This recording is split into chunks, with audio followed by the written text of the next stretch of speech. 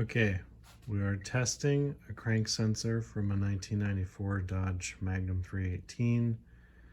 Got it on my drill press with this metal bar to spin across it and act as the flywheel does with the notches. I've got it wired up to a 9-volt battery and a little LED. So I'll turn this on.